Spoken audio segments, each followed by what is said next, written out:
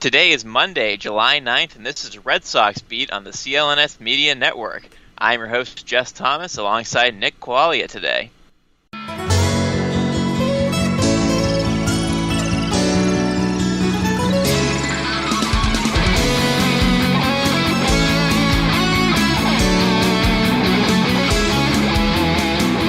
And welcome into another edition of Red Sox Beat here on CLNS Media. I am your host, Jess Thomas. No, I'm not Jared Scally. It's different this week. We got a whole different thing going on, and if you just listen to the beginning of it, you'll know that we got Nick Quaglia, who you should be totally used to because he's the Roundtable King, and he does all kinds of other stuff for CLNS. So, familiar voice here, but no Jared. We're going to line it up today, Red Sox Beat style, with the two of us, going back to the good old days of 2012 and 2013 when we hosted a radio show at Framingham State together, if you don't know about that, because you probably don't. So that's how we're doing it. So if we sound like we know each other, it's because we do.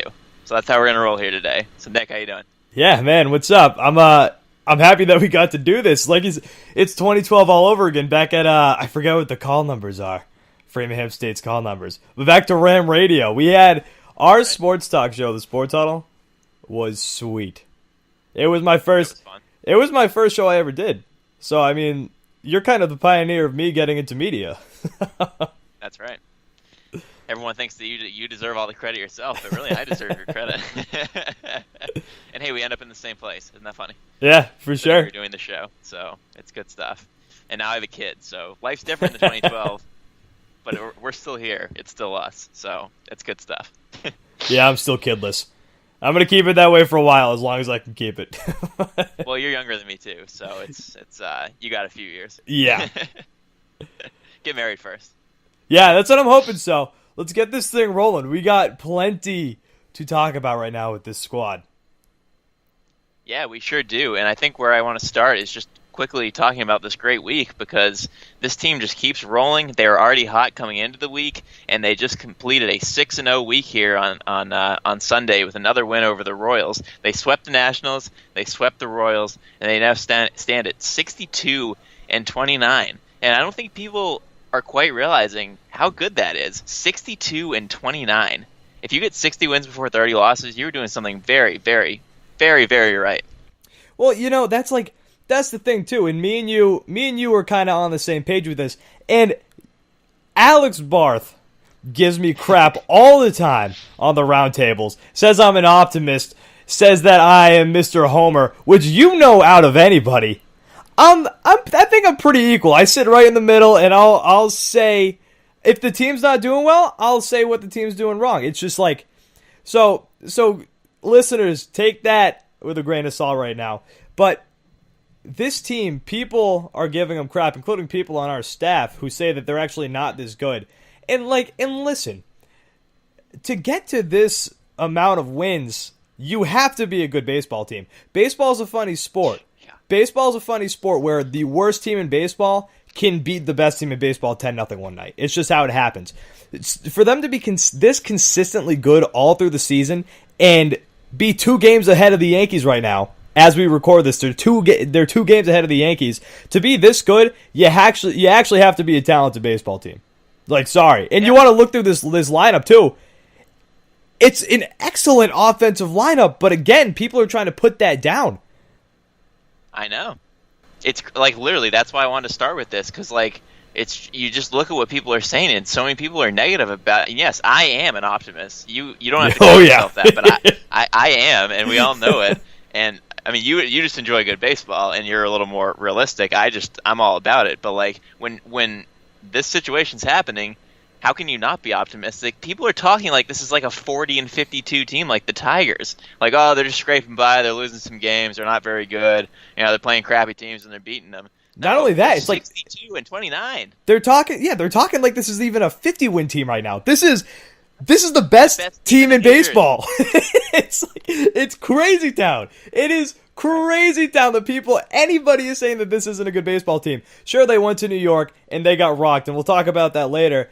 But they are a very talented baseball team. There's just no way to put it. Their defense is great. Their pitching staff could use some work, which we'll talk about again.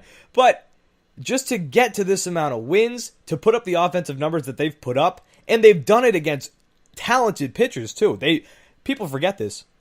They took Luis Severino's lunch. They pantsed him in his first outing at Fenway Park this year.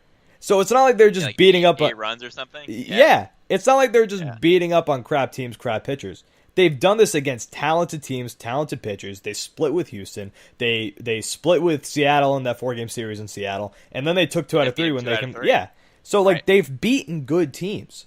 I don't know where this narrative's coming from that this isn't really a good baseball team. It's Crazy Town. It's Twitter. It's all it is. It's just Twitter. And the stupid thing is people are saying, "Oh, they're beating the teams they should." That's what good teams do. Duh. They beat teams they're supposed to beat. If they weren't a good team, they wouldn't be beating these teams that they're supposed to beat. That's the whole point. Like, that's what you do. That's how you get wins in sports, is you beat teams that you're supposedly better than. So why is that a negative thing all of a sudden? Oh, they're beating teams they're supposed to. There's so many bad teams. Great. Then you get more wins, and then you play the good teams, and then you have momentum because you won other games against other teams, and then you're good. It's insane to me. It's so weird. And like you said, they've beaten good teams a decent amount too. And if you go 500 against the 4 best teams in the majors, that makes sense because you're all good teams.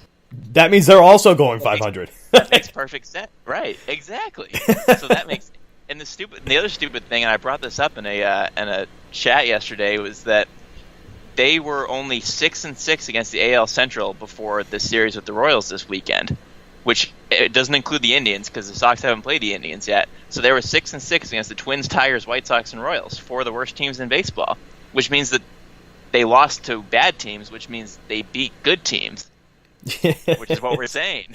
Which is what they should be doing. It's baffling. I don't understand how anybody could, like, they have a plus 149 run differential. That's second in the majors behind the Astros. So they're scoring 149 more runs than they're giving up, is what that means for all the people who don't know what that means. They've scored 489. They've given up 340. That means they're good because they've scored way more runs than they've given up, which is why they have the best record in the majors, which is why they're a good team. I don't know how much clearer I can put this, that this team is really good. They're on pace for the most wins in the team's franchise history. This is a long, rich history. And this team hasn't gotten 100 wins in a long time. They're on pace to cream the 100 wins. They're 62-29. You can lose 62 games, and you still win 100 games. They're not even close to 62 losses. It's insanity. Just going back to what you said about, like, beating the teams that they're supposed to beat and how people, like, they swept the Angels. You don't expect teams to sweep teams in 3 games. You just don't. For the most part, you want to win the series. You want to win 2 games out of 3. Okay? So if they sweep, obviously that's excellent. That is excellent if you sweep, but you don't expect a team to sweep. Again, like I said earlier, it's baseball. Anything can happen. And I think that's what people forget. Good teams can lose to the worst team in baseball. The best team lose to the worst team in baseball. It happens sometimes. That's why you play 7-game series in the playoffs, because you can lose a game for no reason. Chris Sale could throw a 1-0 game. That's just how it happens. And the Red Sox could have the best offense in baseball. That's just how it happens. But to spin it as a negative because you beat the teams that you're supposed to beat, that doesn't make any sense to me. Because why would you rather them lose? Like, because that shows you right there, you're going to be negative no matter what. They win, oh, well, they should have beat them. They lose, well, how could you not beat them? You're supposed to beat that team. You can't win. Again, man, it's Twitter. Win that argument. It's Twitter. Yeah, it is. And the teams that they're sweeping, the Angels, a 500 team. They just swept the Nationals, a 500 team. So they're sweeping teams that are 500, which means that, like 500, you win half your games. Well, if you get swept, you're not winning any of those games. So that's good, too, if you're sweeping 500 teams. Because like you said, sweeps are hard no matter who you're facing. So to do that, and they absolutely creamed the Angels that series, and they beat the Nationals pretty handily, too. So, and the offense is clicking big time right now. So yes, I understand it. We're in Boston. People like to be negative about things. People like to find anything you could possibly find. But I'm sorry, when you're 62-29, there's not much to find. You're winning 68% of your games. What's the point of being negative? You could be the Royals. You could be 25-64. Then you can complain. Like, I'm sorry, when there's stuff to complain about, fine. But if there's not, what's the point? I mean, just be happy for once. Just enjoy that your team's really good. Just enjoy that you live in the greatest sports freaking town ever. Yeah, enjoy. All teams are good all the time. Enjoy that the 4 major sports teams right now, hockey, basketball, baseball, football, all of them have legitimate shots to win their championship this year. All of them. Every year, basically. Yeah, for the most part. Enjoy that. Like even down to the Bruins. Like nobody thought the Bruins were going to be what they were this past season, and now the Bruins are all of a sudden a top team in hockey. Like all 4 teams are excellent right now. Just be positive. Just be happy. I'm one of the worst ones when it comes to like when the Red Sox lose, it ruins my day. Like that's something very underplayed with this Red Sox staff. You ask my girlfriend. When the Red Sox lose, I am a nightmare to be around. Don't even talk to me. In this team, it's just like you've had a good year then. Yeah, like I'm just like I've 80% of the time. been the happiest year of my life. It's just been excellent. Right. You're only sad 32% of the time. That's a pretty good ratio. Yeah, which is pretty solid. Yeah, that's good. So I'm happy for you. So that's where I want to start the show. It's just I'm sick of hearing about everybody who's negative. We're keeping it positive. With that said, let's talk about the offense because they were having a little bit of trouble. There was a few games there for a little bit where they were struggling a little bit, and they scored 1 run against the Yankees in 2 different games. So it was like a little question mark. The bottom of the lineup not really hitting that well. And then this week, the offense comes out here and scores 4, 11, 3, 10, 15, and 7. That's a lot of runs. And this offense is the best offense in the league. They have the most runs per game. Yeah, but they should be the best offense in the league. What do you mean? Yeah, right. Love it. So, they're the best offense in the league. They had another great week this week. So, put all the doubters to rest. The offense came to play. So, I mean, what are you liking? Because Andrew Benintendi had like the most incredible 2 days here with 4 walks on Saturday and a home run, and then 4 more hits today on Sunday as we record here. When you have him hitting like that, in addition to Martinez, in addition to Betts, this team is terrifying. I would never want to face this team if I were an opponent. So what I'm noticing now with this lineup that's kind of changed it, because you mentioned it, they went through that offensive lull for a little while where they lost their series to the Chicago White Sox, another AL Central team who they just shouldn't lose to. That was in the middle of their offensive lull. And a big problem with the team earlier on in the season, even when they were winning, was they have the top third of their lineup, Mookie Betts, JD Martinez, Andrew Benintendi. Even he was struggling for a little bit. But they were all producing so much, it was almost unbelievable, right? And then you got to the bottom third of the lineup, Eduardo Nunez, Jackie Bradley Jr., St. Leon, and Christian Vazquez, both your catchers, even Rafael Devers, they weren't producing at all. Now the offense is producing where you're noticing that the entire lineup is hitting now, for the most part. Even Sandy Leon has sneaky been hot. He's brought his average up to 250. Him and Vazquez at one point were both under 200. Sandy Leon's up to 250. Looks like a legitimate option behind the plate to be a starting catcher for most major league teams because, again, I mean, sneaky right now. There are no great offensive catchers right now in the league, or at least in the American League, other than Wilson Ramos down in Tampa Bay. But back to what I was saying. The offense is lengthened. Now it's deeper. Jackie Bradley Jr., he's hitting 198 right now as of today, I believe. He's even starting to get the ball on the bat, or the bat on the ball, rather. Eduardo Nunez is starting to hit the ball. Sandy Leon, like I just said, is starting to hit the ball. Christian Vazquez out, obviously, with a broken pinky, fractured pinky, but he's even starting to hit the ball. So now it's 1 through 9 are legitimate threats to get on base, whereas before it was JD Martinez, Mookie Betts, Mitch Moreland. They were getting on base, hitting home runs, and then 6, 7, 8, 9 were all getting outs. Even their pitchers are raking. Even Rick Porcello's hitting doubles in Washington. Porcello. I know. How fun was that? That was awesome. Yeah, exactly. I mean, that's the thing when people keep giving up on Sandy Leon, and then he comes back and he starts to hit again. So he's trying to prove that he still belongs here, which is awesome because you're going to need him, especially now. But yeah, I mean that Royals game last night in the 9th inning, everybody was hitting. They were just going through the line. Oh, it was unbelievable. Run after run after run after run. And it was so quick too. They weren't stopping. It was so quick. I came downstairs. Sandy Leon was up. He got on base. I forget what he did for a hit. Gets on base, and then 15 minutes later, I look back at the TV, and he's up again. I was like, "What is going on?" Right. Right. It was 8-4, and then all of a sudden it was 15-4 before we even knew it. So that's when you know you're getting the from 1 through 9. So yeah. So let's go from Sandy to Vazquez because now they were splitting. Now Vazquez is on the DL with a broken pinky. So now you assume Sandy's going to get most of the starts, and then Swihart's going to fill in when he can't play. So what does that change for the offense and the defense? Because obviously Vazquez plays a lot. So how do you feel that changes things at this point? So it's weird to say, but before the Vazquez and Sandy Leon era, it was Blake Swihart coming up. And we didn't really know too much about Vazquez or Sandy Leon. It was Blake Swihart. That guy's going to be your future catcher. One negative I remember about him behind the plate was his defense. His defense wasn't great, but his offense, it was kind of the opposite of Christian Vazquez. His defense isn't great, but his offense was well enough to keep him in the lineup. He was hitting around 270, 280. Now that he's back in, his average is still under 200. But I know it's July, but I still have faith in the kid because I just don't think he's been playing consistently enough to get better. I think if he plays consistently enough, we're going to see that average raise a little bit. Offensive-wise, with the lineup, he's probably going to be, I don't want to say an automatic out, but he might be close if he doesn't get the consistent at-bats that I was just saying. Defensively, we're going to see a downgrade too, because Christian Vazquez and Sandy Leon, they're just both excellent defensive players behind the plate. But he's serviceable. This is a fine predicament to be in for the Red Sox, because what you could be doing is bringing up a Pawtucket catcher right now who hasn't had any time in the majors this year.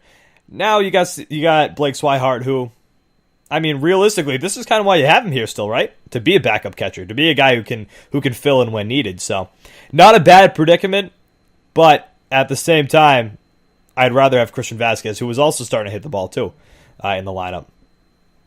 Yeah, I'd rather have Vazquez too, but I think this does give Swihart a good opportunity, and I hope they give enough starts, because, like you said, his defense is a little lacking. But what better time, in this little stretch here where you're playing teams that aren't as good, with as good of a record as you have, this is the time where you should be able to try him out and just see if he's able to get anything done, because you don't have that pressure to showcase him. Right, you're going to the playoffs either way. Obviously, you want to win the division, but it's not going to make that much difference. So just showcase him a little bit, get him some good defensive trips out there, and then see what he can do on offense. I think that's only going to help. So I think they should play him more than maybe they would normally, because with the two of them, you have Leon and Swihart. I mean, split them evenly. You don't need to do like a 4-day thing. Do 3 and 2 or something like that. Because how is that going to hurt you? Swihart is supposed to be a better offensive player anyway than Leon. And plus, the offense is just so hot right now that you can mask Blake Swihart. It's like what they were doing at the beginning of the year. The offense is so good right now and so hot that you can mask the deficiencies that are at the end of the lineup. So yeah, it's fine. Put Blake Swihart in there, showcase him a little bit. Best case scenario, the guy goes on a rip and tear, starts drilling doubles. Next thing you know, he's swapped for I don't know, some relief pitcher. I forget who I said earlier on the roundtable, or go watch the roundtable when it comes out.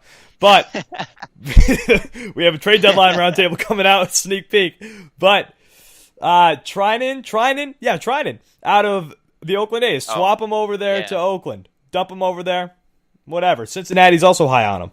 Best case scenario, like I said, this guy gets hot. He starts hitting the ball. All of a sudden, major league teams are like, hey, look at this. Young catcher, bright future, back in the majors. Let's grab him. Here's a relief pitcher that we don't need. Perfect. All in all, can't be a negative thing. Right, because if he plays well and you keep him, then you're just getting good production. If you play him well and you trade him, then you get somebody better. Yeah. You can't lose. It's great. You win. It's awesome. Before we move to the pitching, actually, this just announced, as of recording here, the All-Stars were just announced. Oh! And, the starters, and Mookie Betts and JD Martinez will both be starting the All-Star game next week. So, breaking news. Shouldn't surprise anyone. No. But it's official now. Correct me if I'm wrong. Is this the first time JD Martinez has been voted in by the people? I don't know that for a fact, but it wouldn't surprise me. I think he said that last year. At the beginning of the year, I'm pretty sure that he said that he's never been actually voted in to the All-Star game, and the only way he's been in the All-Star game is by the player vote. Well, if that's true, then that's, and you know why? He should be the player vote, because he was with Detroit last year. Nobody gave a crap about Detroit because they sucked. He was with Arizona. Arizona's a small market team. Nobody's really paying attention to him. Now he's with the Boston Red Sox, the big balls of the major leagues. People are paying attention to him now. Get this guy in the All-Star game. And as a CBS Sports article, it's titled, JD Martinez is making 29 teams look terrible for letting the Red Sox sign him at a steal. Yeah, that's a fact. Yup. How many people did you hear being negative about that signing, and how many of them are still talking? Yeah, I'll wait here. I don't think anybody. Dude, me and you were battling people at the beginning of the year because people were like, "Oh, know what? I'd still rather have Giancarlo Stanton." Dude, if you're still saying that, you're just saying that because you're too much of a wimp. I'd rather say a different word, but to come off of your opinion. Because this guy has been excellent. This guy is the definition of a Boston Red Sox. He's here to win baseball games. He studies the fact that he studies his batting stance in every single BP. It's excellent. I love this man, and I love for the amount that they got him for. And quite frankly, the biggest mistake that they could have made with this guy is the fact that they didn't sign him for more years than just 2 with a player option. Right, exactly. Because he's been everything he could have wanted and absolutely more. And yeah, you're right. We were both on his bandwagon. I said this is a great signing. You said I remember listening to your roundtables about how just that one I did by myself. Yeah, you're like, well, the Red Sox need this guy. He is so good. You need this guy, and then boom, they got him. Imagine if they didn't. Imagine this team without him. Another team. Oh God, they'd still be good, but there's no way they'd be this good. No, they would be in second place right now. There's no way they would be ahead of the Yankees without JD. I would be willing to bet that they'd be at least like 6 or 7 wins worse at this point because he's been that good to get you that many wins. I mean, he's produced monumental. He's produced such an incredible amount. It's just like, and I just love RBI. Yeah, in 27 home runs now? 27 homers and a 329 batting average. 27 home runs, and it's incredible what this guy has done. And this really wasn't on our rundown to talk about JD Martinez, but just to give this man a metaphorical hug right now, what he has done for this team, he's stepped up. He's been a leader too. He's even spoken about how when he was cut from the Houston Astros, I think it was 2012. 2014. 2014 he was cut? Yep. That was like yesterday. He was cut. He was cut by Houston. And he said one of the things that he didn't like about Houston was there was no veteran presence or no veterans who were willing to help and help this guy grow. So he's stepped up in the Red Sox locker room, the Red Sox clubhouse, to help these guys grow, to help these guys get better. Rafael Devers. He's been working with Rafael Devers to make sure that he can actually hit better because we know Rafael Devers can hit. And what's happened ever since then? 15 points higher on the average. He's hitting moonshots now. Right. Because he studies his own swing, then he studies the other guy's swings. There's nothing the guy can't do. I mean, he's monumental. That's the thing. Like you said, he wasn't given the opportunity to be a leader anywhere else. And then they said, be our leader. And he said, okay. And the fact that he's putting up these numbers in such a difficult place to play, and he's not, like, saying anything. Like, he doesn't run his mouth. He doesn't talk about the pressure. Like, he just goes out and does his job. Who are you comparing him to right now? Nobody. Who do you want to compare it to? Maybe David Price. I don't know. It might not be David Price. But yeah, we'll get to him and his leadership. But before we go to him, a little more on JD. I mean, he's like you say, he's the perfect Boston guy because he doesn't run his mouth and he doesn't get put in the news. So in that sense, he doesn't really seem like he gets enough credit because nobody talks about him. But you want that as a player. You don't want the media attention on you because if it is, it's going to be negative. Especially here. Right. So he doesn't have any attention on him besides the fact that he's really freaking good, and that's perfect. That is literally the perfect situation. He has literally done everything to a T exactly how you would plan it, how anybody would want to plan it in Boston. Because you see the guys who fail here, they all do the same thing, and he's doing the exact opposite of that. It's gorgeous. And his stats for the majors, leads the majors in homers by 2, and RBI, he leads the majors by 6. This isn't the AL. This is the entire major leagues. He's that much ahead of everybody else. And average, he's 4th. He is really close to the Triple Crown right now, and he's battling Mookie Betts, his teammate, Jose Altuve, and Gene Segura. So this guy is this close to the Triple Crown on July 8th here. So, I mean, he's all you can ask for. He's the motor and the machine that runs this along with Betts. It's a gorgeous thing to see. Yeah, and like we were saying before, if they didn't have him on this team, who knows what they have been? Like they'd probably still be kind of depending on Hanley Ramirez right now, who's no longer with the team. But that's just another thing for the Red Sox. Because you brought on JD, you could dump Hanley Ramirez. RIP. It's weird to not have Hanley Ramirez on the Red Sox anymore. But it's just what this guy has brought to the table. It's been immaculate. It's from the leadership to the production to the home runs to the clutch home runs to the RBIs. It's incredible. It's bananas. I love this man. It is. I do too. And it's funny too because like you know how good of a season Betts has had. JD has 30 more RBI than Betts. Yeah, 30, which is crazy. That's insane. It's crazy. And it's also crazy. Andrew Benintendi is also having a very good season, but he's being masked by JD and Mookie Betts. Like, if you put Andrew Benintendi... talking about him. Yeah, if you put Andrew Benintendi on another team, he'd probably be one of the main focal points of your conversation. But he's sandwiched by JD Martinez, the MLB home run leader, and Mookie Betts, the MLB average leader. It's just...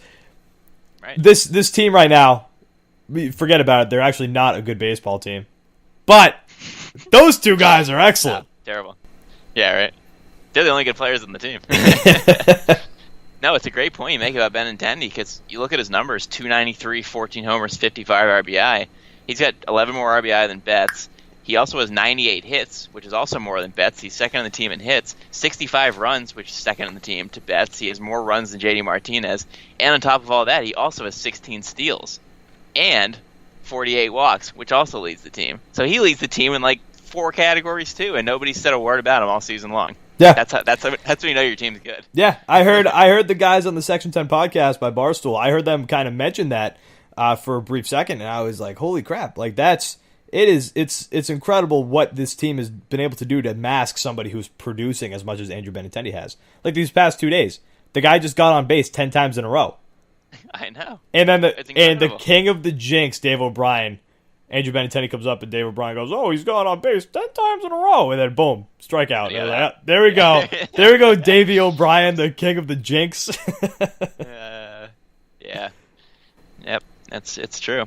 But yeah, 10 straight times. That's great stuff.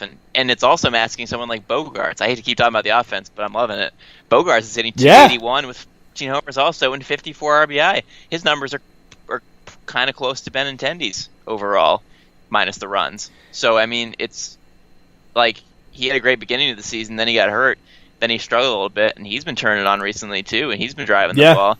So you got all these guys that everyone was talking about at the beginning of the year that nobody's talking about now because of the 2 big guns. And you got so much production between all these guys. I mean, no wonder the team's won 62 games. If you look at the numbers, you know. Yeah, and you look at this lineup too, just top to bottom. I'd say 6 out of the 9 guys any baseball team would love to have on their team. And you can even throw Jackie Bradley in there just for an offensive heavy team that's looking for some extra defense. Like all around, this team is just excellent, top to bottom. Yep, it is fantastic. All right, we've been positive for the entire show. Let's talk to David Price. Yes. So David Price, he had a really good stretch. He was pitching fantastic for about 8 or 9 straight games, and we will certainly give him credit for that because we're all about giving credit when it's due. Then he comes into New York, and he gives up 8 runs in 3 1/3 innings. And then he faces the Royals of all teams, and he can't even pitch far enough to get a decision. He pitched 4 2/3 innings. He had 9 strikeouts, which is great. We'll give him credit for that, too. But he gave up several runs, and of course the Red Sox ended up winning 15-4. But the guy couldn't even get out of the 5th inning against the worst team in the league, 25-64, as I mentioned earlier. So let's talk about him. He can't pitch against the Yankees.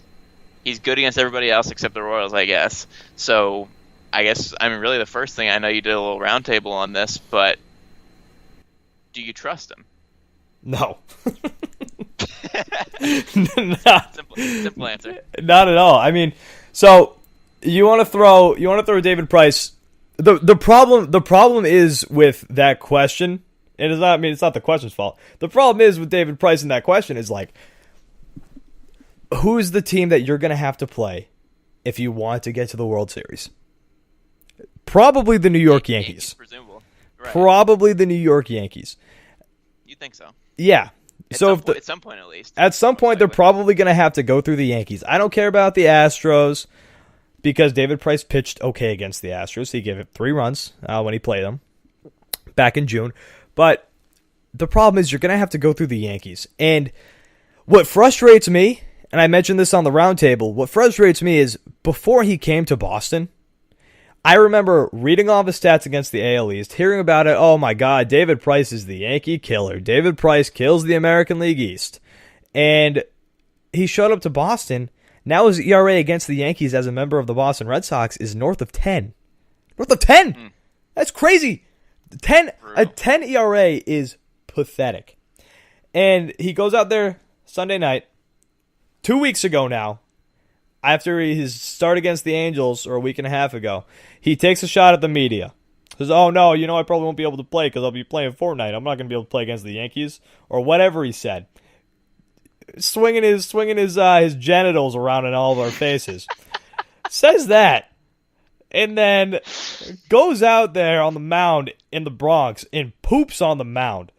Absolutely crapped down his leg. And it was... He wasn't swinging his genitals anymore. No!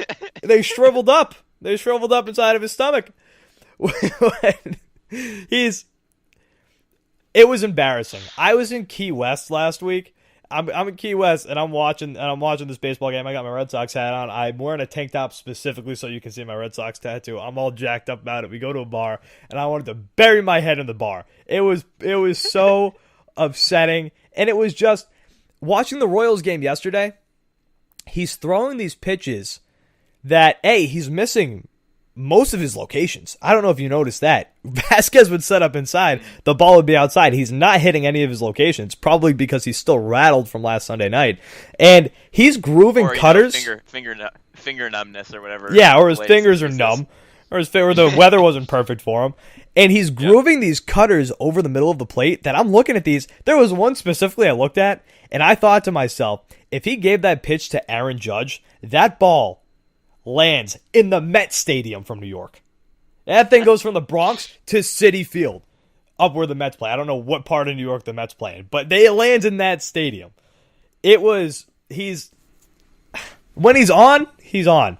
When he's off, my God, he is pathetic. He's so wildly inconsistent, that's the problem. Yeah. That's exactly what he said. I mean, you can get 7 innings of 1-run ball, or you can get 3 innings of 8-run ball. You never know what you're going to get. And I don't like picking a particular pitcher against a particular team because I don't feel like that's really a great way to judge a pitcher. But when your ERA is 10 against the team, that's hard to look past. You can't ignore that.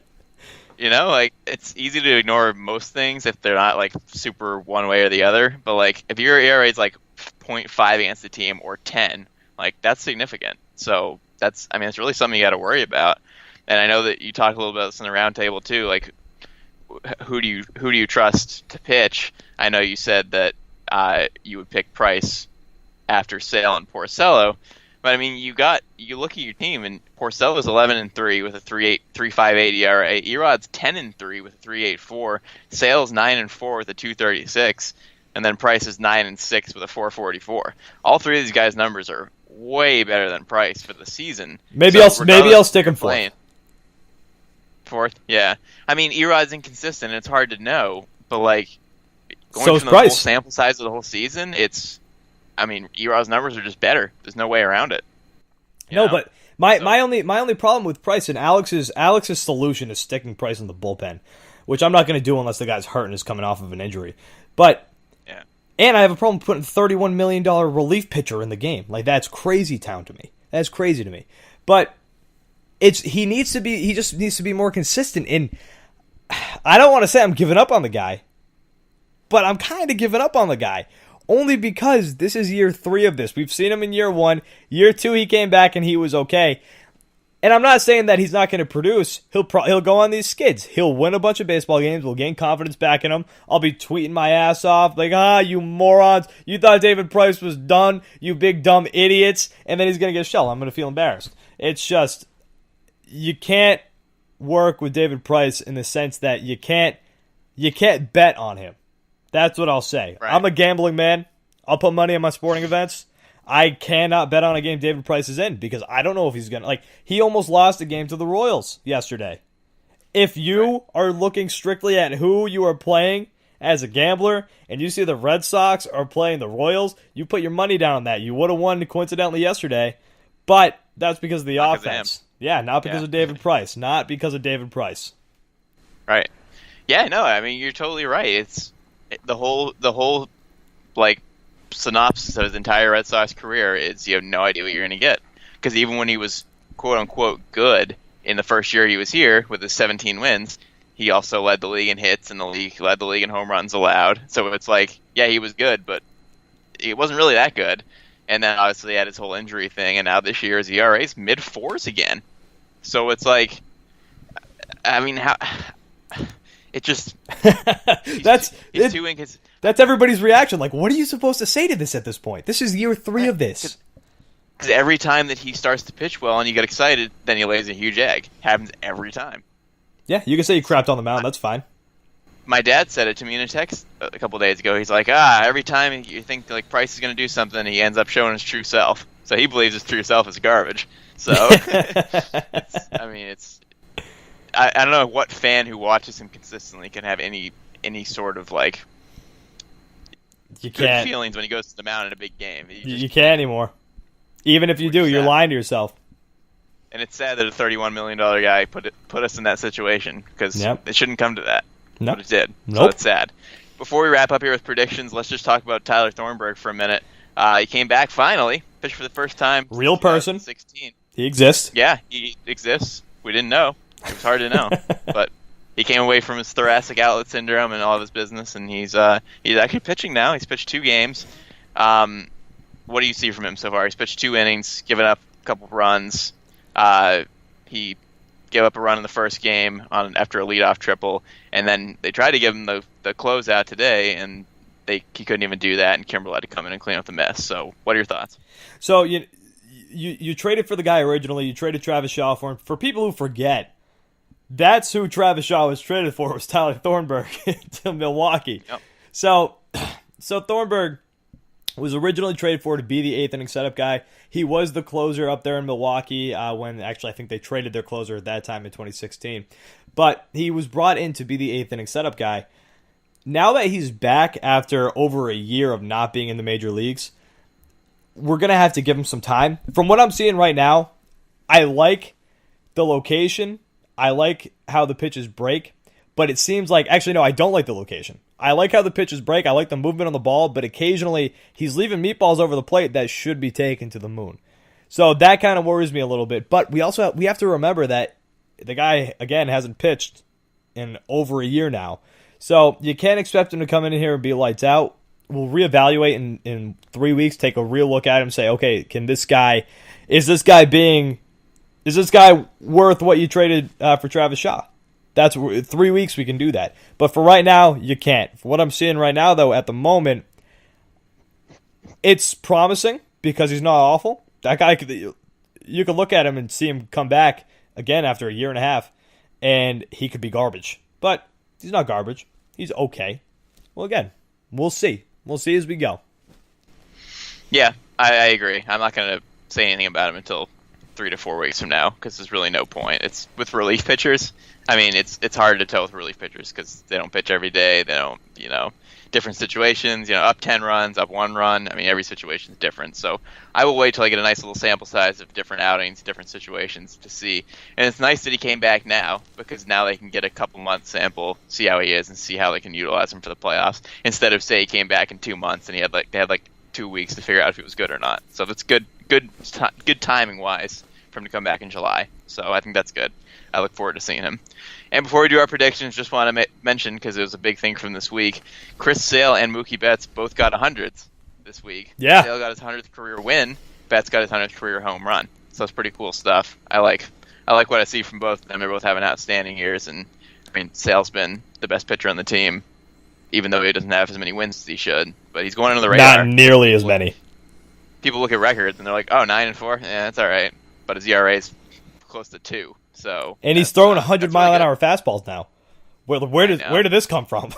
He's so sharp too. Yeah, it's great. Love it. So good thing for Betts and Sale, both in the 100 club here for different reasons this week. So before we get out of here on Red Sox Beat with Jess Thomas, Nick Quaglia here, we're going to do our predictions for the week, as me and Jared do every week. We just predict how many games the Sox will win against each of their opponents this week. So the first one, they have 3 against the Texas Rangers at home. Texas is good for nice fat last place in their division out there in the AL West. They are 40-51.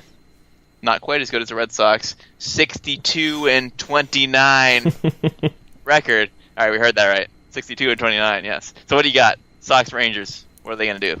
I've noticed over the Rangers for the past few years, no matter how bad they are or good they are, the Red Sox always struggle with them. So I'm not going to be shocked if I think they'll take 2 out of 3 from the Rangers. Yeah, and it's funny actually. The Rangers are a better road team than they are home team, which you don't see very often. But they are 21-23 on the road and only 19-28 at home. And of course, the Sox being home, it is a road game for the Rangers. So I totally agree with you. You're right. The Sox have trouble with them. They don't sweep them very much. So even though they're going home after a long road trip, I will also go 2 out of 3 in that series. And then we got 4 games against those pesky Blue Jays, those 41-48 Blue Jays. You never know what you're going to get. Are they going to be good? Are they going to be bad? Mediocre? Hard to know with them. So 4 games at home, Thursday through Sunday. How do you feel about this one? I think they're going to split it. In-division team, you hit the nail on the head. They're the definition of an inconsistent team. I was looking back at their wins and losses over the past few weeks, and they win games they probably shouldn't be winning. They lose games they probably shouldn't lose. So I wouldn't be shocked if they pulled 2 out of their asses and split the series 2-4. All right, interesting.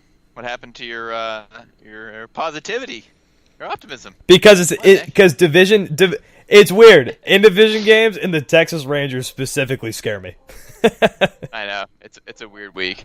Well, I don't want to say the exact same thing as you, so I'm going to say win 3 out of 4 against the Blue Jays for a nice, fine 5-2 week. We'll take that. I said 5-1 this past week, and they went 6-0. I thought I was being nice, and they beat that even. So maybe they'll go 6-1. Maybe they'll go 7-0. 13 wins in a row. I mean, I'll take it. I'll take anything. Really extend that lead. Then if they still have 29 wins by next week's show, 29 losses by next week's show, then we're going to have some more stuff to talk about here on this show. And that will take us to the All-Star break. July 16th is the Home Run Derby, and July 17th is the All-Star Game. That Mookie Betts and JD Martinez will both be starting. Very exciting. And then it's the All-Star break. So that's it for us here. Red Sox beat for your 62-29 Red Sox. Have I said that enough this show? I think so. I'll stop it there. So we'll... What's the record? 62-29? Okay, and that's the best record in the major leagues.